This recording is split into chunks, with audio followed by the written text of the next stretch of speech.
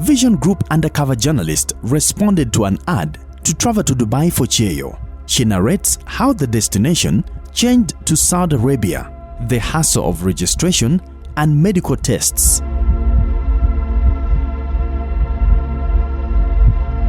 Richard, who was given to them as the in charge of recruitment for Cheyo in Saudi Arabia, introduced them to a man called Mutumba. Mutumba drove them from Mukisa House behind Hotel Equatoria to an unknown destination.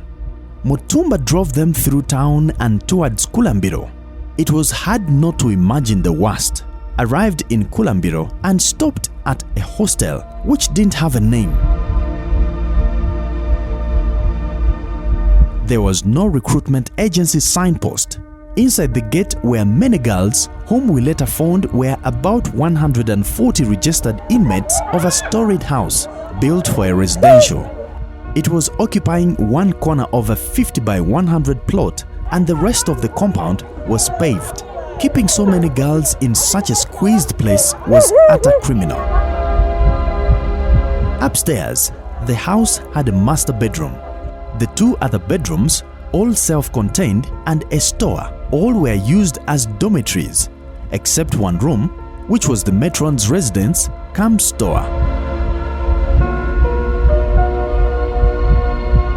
The other two bedrooms acted as offices during the day. One was the boss's office and the other for the rest of his staff. Those who came earlier slept on the few deckers, but the rest were on the floor, in the corridors, and also on the verandas and balcony.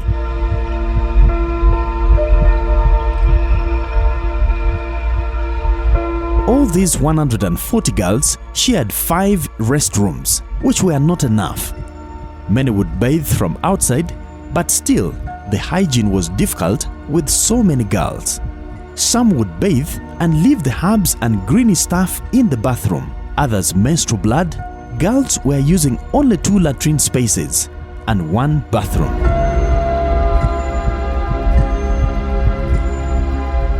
They were not allowed to use toilets in the house. They only belonged to Arab staff, yet Tuba police was about 100 meters away. The girls were having posho and beans for lunch while seated on the veranda. Majority were old, approximately 25 to 40 years old. They gazed in a suspicious way, and no one greeted them. Mutumba led the undercover journalist upstairs to an office where 3 Arabs were. Their leader, Ahmed, happened to be the owner of the recruitment company. Ahmed asked whether the girls made up their mind to work in Saudi Arabia as housemaids. He asked the girls to trust him and his company since he was an Arab in Uganda and not a conman. He said he had plenty of job offers in Saudi. He then gave them contracts to read. The hostel was like a girls' school, only without teachers or leaders. Girls were in groups of friends, making it difficult to reach any. Dinner was served at 8 p.m. It was rice and beans, watery beans, and rice you could easily mistake for posho. Another group of girls was having chips and chicken while sipping on local waraji they allegedly sent through the gatekeeper. No one gave them a hint on where to sleep. The girls asked and referred to Matron Harriet. She was surprised to see them and blamed the agent, Richard, for not telling her on time. She said the only solution was to wait for everyone to sleep so she can identify mattresses and free space. Hygiene was horrible. It was dirty in all corners with leftovers, caveras, used pads, and plastics thrown all over, including the kitchen, which was next to the toilet and bathroom. Girls urinated anywhere and everywhere. The whole place was stinking.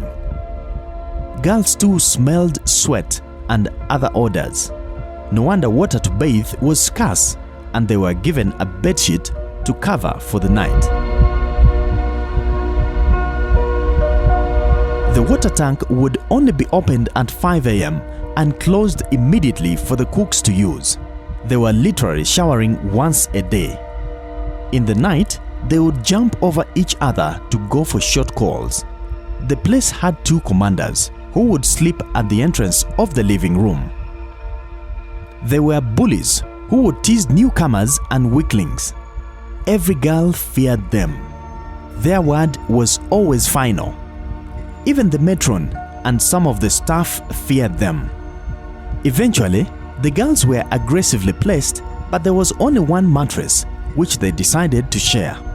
In the morning, they were called to the office by Christine and Leira to fill a form. Our undercover journalist was also supposed to record a video, and so was given a long dress and a veil to put on. Leira recorded her pictures and took details of age, marital status, and whether they ever worked abroad as a domestic worker. Our undercover girl arrived on the 16th of August 2021, and the first group of 49 to leave for Saudi Arabia went on October 10th, almost 2 months after she joined the group. The second group of 31 left on October 15th, and the third group of 50 on November 9th. One of the girls in the hostel was called Afuswa, not her real names, said she had no passport and was always traveling to the Ministry of Internal Affairs to meet her broker for it. She claimed she had paid him money to get it for her first. This fat lady in her early 40s said she was brought by her agent, who promised to get her a passport while in the hostel. With teary eyes, she narrates how she left her village in Mityana. She used to own a restaurant in Mityana town as her source of income before COVID-19 broke out. After many efforts to get a passport and investing a lot of money for it in vain, she was told it was hard for her to get it because she had a nationality connected with Rwanda. In the next episode, we bring you to how the Arab shifted the girls to another place after the neighborhood became suspicious.